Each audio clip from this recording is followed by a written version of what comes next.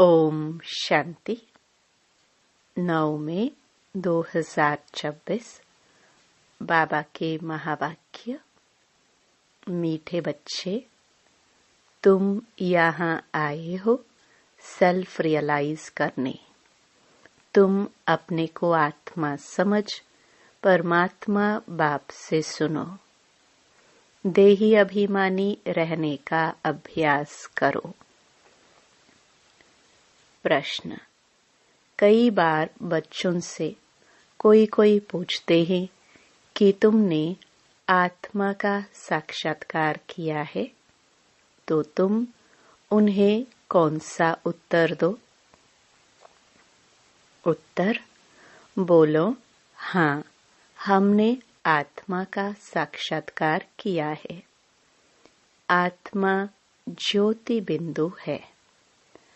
आत्मा में ही अच्छे व बुरे संस्कार हैं।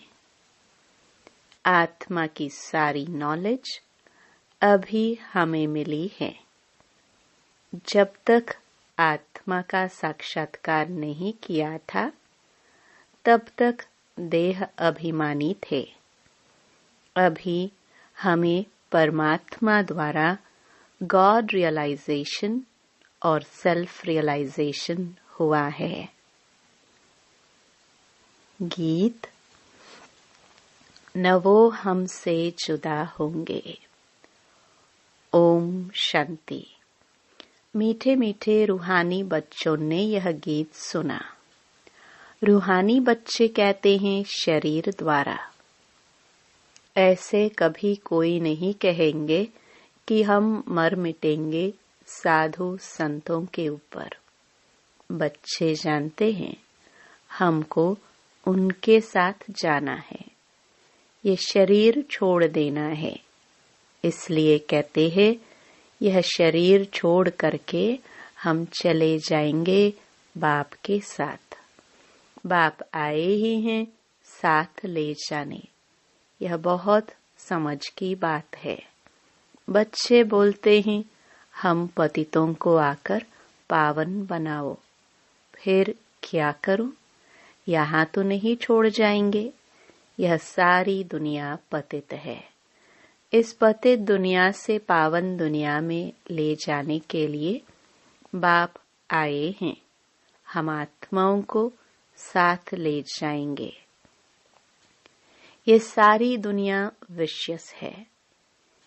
यह भी तुम जानते हो। तुम किसको विकारी पतित कहेंगे तो भी बिगड़ पड़ेंगे। मनुष्यों को समझाना बड़ा युक्ति से है। महिमा करनी है एक बाप की। अभी तुम बच्चों को नॉलेज मिली है। बड़ी समझ से बात करनी है। कहाँ देखते हो? प्रश्नोत्तर करते हैं तो बोलो हम अभी कच्चे हैं। बड़ी बहन आकर रेस्पॉन्ड देंगी। तुम कहते हो शिव बाबा समझाते हैं। भगवानुवाच। मनुष्य सब पतित हैं। पतित तो भगवान हो नहीं सकता। पतित पावन को बुलाते हैं क्योंकि पतित हैं। देहधारियों को भगवान नहीं कह सकते। भगवान निराकार शिव को कहा जाता है। शिव के मंदिर भी बहुत है। पहले पहले जब एक बात को समझ लेवे तब ठहर सकेंगे। पहले पहले बताओ कि शिव भगवानुवाच। शिव बाबा कहते हैं कि मामेकम याद करो। उनको अपना शरीर है नहीं। ब्रह्मा विष्णु शंकर को भी अपना सूक्ष्म शरीर है। देखने में आता है। यह तो देखने में नहीं आता है। उनको कहाँ ही जाता है परम पिता परमात्मा। तुम भी कहेंगे हम आत्मा एक शरीर छोड़ दूसरा लेता हूँ। तुमने अपनी आत्मा का साक्षात्कार किया है। भक्ति मार्ग में साक्षात्कार के लिए नवधा भक्ति करते हैं, परंतु भक्ति करने वालों ने कब साक्षात्कार नहीं किया है। वह क्या चीज है यह बिल्कुल नहीं जानते हैं, सिर्फ कहते हैं वह निराकार है। बातचीत तो आत्मा करती है, संस्कार भी आत्मा में रहती है। आत्मा निकल जाती है तो न आत्मा न शरीर बात कर सकते हैं। आत्मा बगैर शरीर कुछ कर न सके। पहले तो आत्मा को पहचानना है और बाप द्वारा ही बाप को पहचान सकेंगे। आत्मा को परमपिता परमात्मा का साक्षात्कार कैसे हो सकता है, जबकि अपने को ही नहीं देख सकती है। भल कहते हैं चमकता है अजब सितारा, परंतु यह किसको पता नहीं है कि आत्मा में 84 जन्मों का पाठ नोंधा हुआ है। मनुष्य बिल्कुल देह अभिमानी रहते हैं। अब बाप कहते हैं देही अभिमानी बनो, अपने को आत्मा समझ, फिर मेरे द्वारा सुनो। सुनने वाली आत्मा है, आत्मा को सुनाने वाला परम आत्मा चाहिए। मनुष्य को समझाने वाला मनुष्य ही होगा। यह आत्मा का ज्ञान किसको है नहीं, इसलिए कहा जाता है पहले आत्मा को जानो, सेल्फ रियलाइज करो। आत्मा खुद ही कहती है, आत्मा को हम रियलाइज कैसे करें। यह थोड़े किसको पता है हमारी आत्मा में कैसे सारा पाठ भरा हुआ है। साधु सन्यासी आदि कोई बता न सके। बाप को ही आकर बच्चों को सेल्फ रियलाइज कराना पड़ता है। बाप कहते हैं अपने को आत्मा समझ, मुझ निराकार परमपिता परमात्मा से सुनो। आत्मा और परमात्मा जब मिले तब यह बातें हो। दुनिया को यह पता ही नहीं है कि परमपिता परमात्मा कब आएंगे, कैसे आकर समझाएंगे। न जानने के कारण मतभेद में आ जाते हैं। उन सब का मदार है शास्त्रों पर। बाप कहते हैं उनसे न तुम मुझे रियलाइज कर सकेंगे न अपने को रियलाइज कर सकेंगे। वह तो कह देते आत्मा सो परमात्मा। ऐसे कहने से क्या होता, हमको पतित से पावन कौन बनाएंगे, त्रिकालदर्शी कौन बनाएंगे। कोई भी आत्मा और परमात्मा का ज्ञान तो दे नहीं सकते। इसलिए तुम कहते हो जो आत्माएं अपने बाप को नहीं जानती है वह नास्तिक है। वो फिर कह देते कि जो भक्ति नहीं करते वह नास्तिक है। अब तुम बच्चे भक्ति तो करते नहीं हो। तुम्हारे पास चित्र बहुत अच्छे हैं, चित्रों पर ही समझाया जाता है। कोई ने वर्ल्ड के नक्शे देखे ही नहीं होंगे तो उनको क्या पता लंदन कहाँ है, अमेरिका कहाँ है। जब तक टीचर बैठ मैप पर समझाए, इसलिए तुमने यह चित्र बनाए हैं, परंतु डिटेल में कोई समझ नहीं सकते। सूर्यवंशियों ने यह राजधानी कहाँ से ली, फिर चंद्रवंशियों ने कैसे ली, क्या सूर्यवंशी से लड़ाई की। तुम समझते हो सबको वर्षा एक बाप से मिलता है। सूर्यवंशी चंद्रवंशी तो विश्व के मालिक हैं। दूसरा कोई धर्म ही नहीं होता है तो लड़ाई की बात ही नहीं। अभी तुम समझते हो हम विश्व के मालिक बनते हैं। ऐसे नहीं कि सूर्यवंशियों से चंद्रवंशियों ने जीता, वह युद्ध चली। नहीं, अलग अलग घराना होता है। अब तुम्हारी बुद्धि में यह चित्रों की सारी नॉलेज है। स्कूल में भी स्टूडेंट पढ़ते हैं तो बुद्धि में सारी नॉलेज आ जाती है। छोटे बच्चों को किताब में दिखाया जाता है, ये हाथी है, ये फलाना है। अब तुम इस ड्रामा को जान गए हो। यह सारा चक्र बुद्धि में है। यह है सारी नई बातें, और इन बातों को ब्राह्मण कुल ही समझेंगे। दूसरे तो बैठ फालतू डिबेट करेंगे। ऐसे भी नहीं सबको इकट्ठा समझाया जा सकता है। नहीं, अलग अलग समझाना होता है। कायदा भी है, पहले बाप को, आत्मा को समझे, फिर क्लास में बैठे तो समझेंगे, नहीं तो समझ ही नहीं सकेंगे। संशय उठाते ही रहेंगे। तुमको समझाना है, भगवान एक ही है, वह ऊंच ते ऊंच है। देवताओं को भी भगवान नहीं कह सकते। आत्मा का भी ज्ञान अब तुमको मिला है। कर्म का फल आत्मा ही भोगती है। संस्कार आत्मा में ही रहते हैं। आत्मा सुनती है इन ऑर्गन्स द्वारा। भगवान बाप एक है, वर्षा उनसे मिलता है। बाबा ने समझाया है, तुम अपने को आत्मा निश्चय करो और बाप से बुद्धि योग लगाओ। जन्म जन्मांतर भक्ति करते आए हो। हनुमान के भी पुजारी होंगे तो हनुमान को याद करेंगे। वह श्री कृष्ण के पुजारी होंगे तो श्री कृष्ण को याद करेंगे। अभी तुमको समझाया जाता है, तुम आत्मा हो, तुम्हारा परमपिता परमात्मा है। उनको याद करने से ही बाप का वर्षा मिलेगा।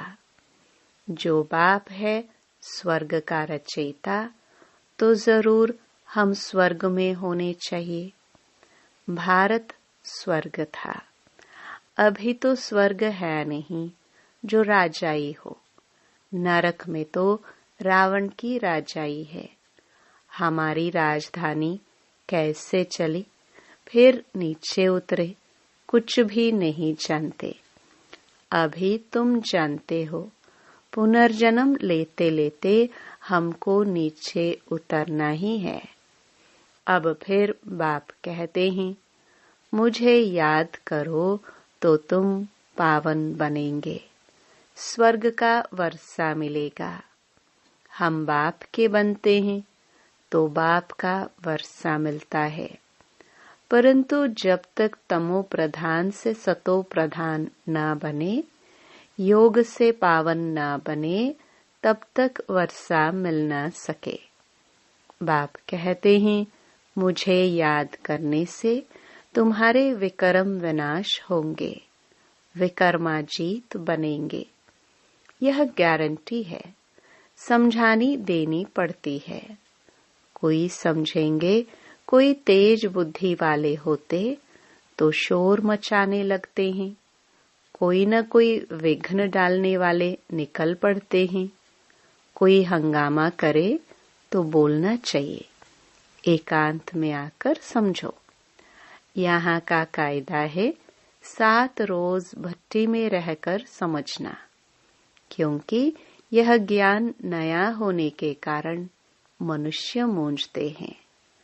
कोई भी पहले नया सेंटर खुलता है तो उसमें होशियार होने चाहिए जो सबको समझा सके। भगवान तो सबका एक है, सब आत्माएं भाई भाई हैं। परमात्मा सबका बाप है। पुकारते हैं, पतित पावन आओ, तो जरूर वह पावन है। वह कभी पतित होते नहीं।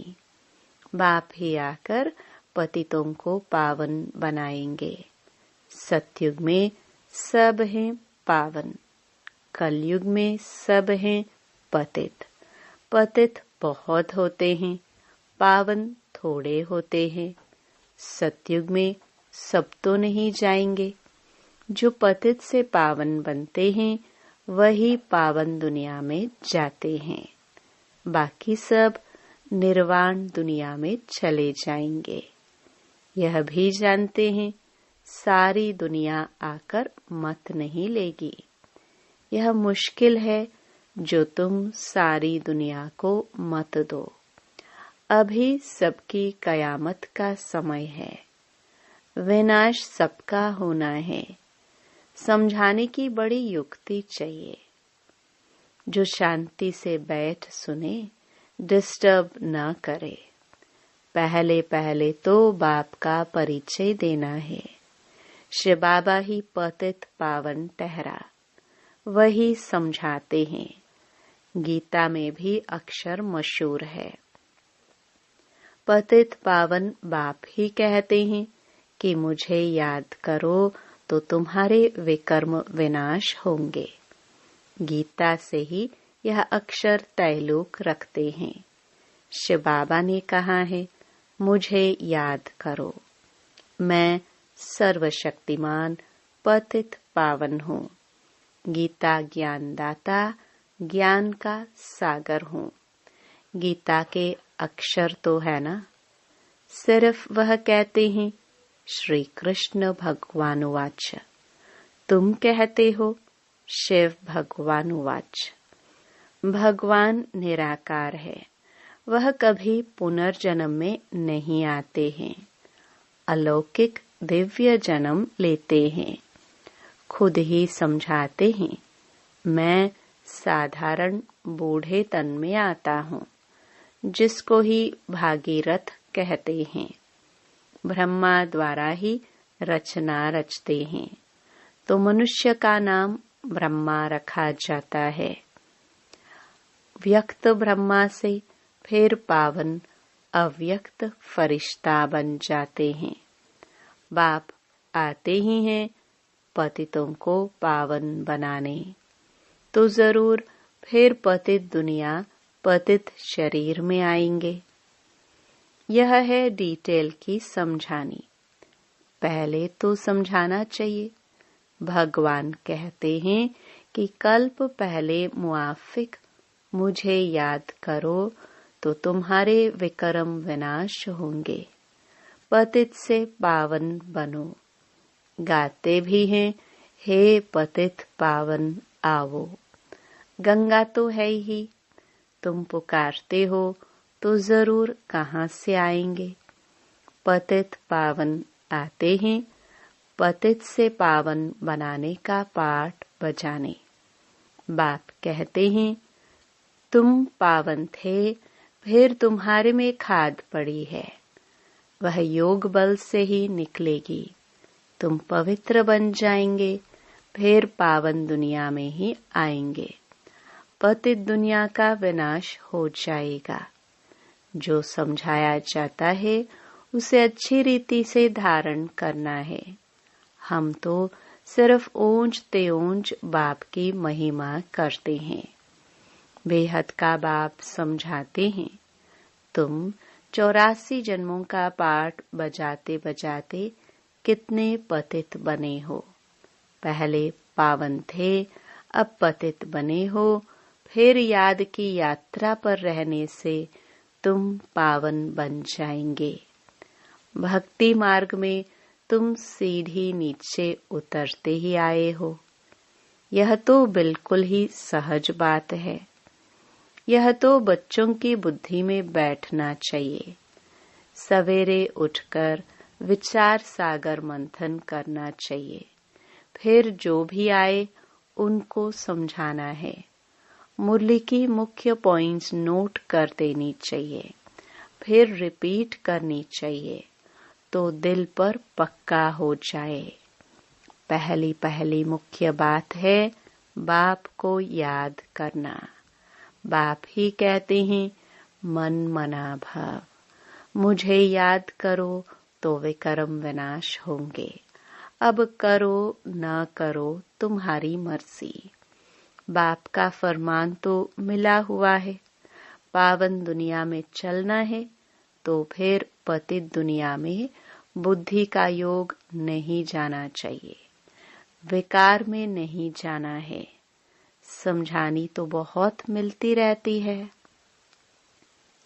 अच्छा, मीठे मीठे सिखिलदे बच्चों प्रति माता पिता बाप दादा का याद प्यार और गुड मॉर्निंग।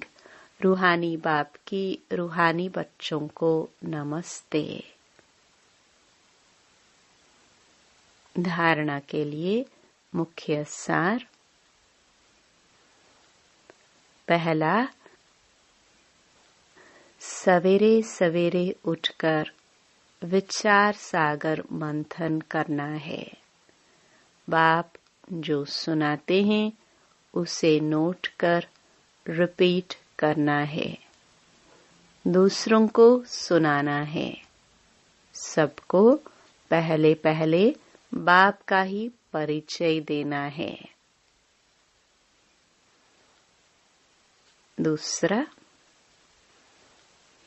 पावन दुनिया में चलने के लिए इस पतित दुनिया से बुद्धि योग निकाल देना है। वरदान। नंबर 1 बिजनेसमैन बन।